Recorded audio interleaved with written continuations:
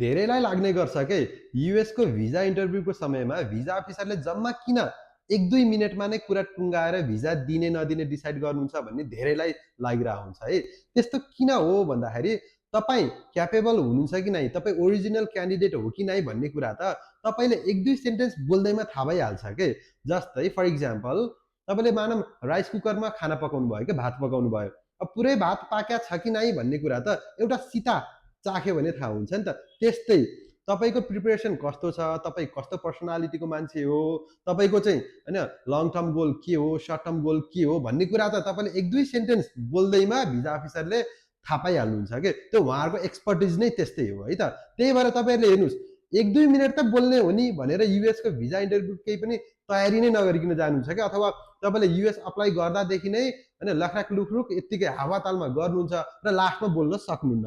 त्यही भएर तपाईँले 1-2 मिनट्स बोल्नलाई पनि के हुन्छ, तपाईँको ब्याकग्राउन्डमा तयारी चाहिँ एकदमै व्यापक चाहिन्छ के। त्यसैले यदि तपाईँहरूले कोही पनि +2 पास हुनुहुन्छ अथवा तपाईँहरूले चाहिँ ब्याचलर्स पास गर्नु भएको छ र तपाईँहरूले युएसए अप्लाई गर्न खोजिराख्नु भएको छ भने हाम्रो यो पोलार एजुकेसनमा भिजिट गर्नु होला। तपाईँहरूलाई सुरुदेखि नै जेरोदेखि नै गाइड गरेर भिजा लाग्नेसम्मको बनाइदिन्छौँ है त।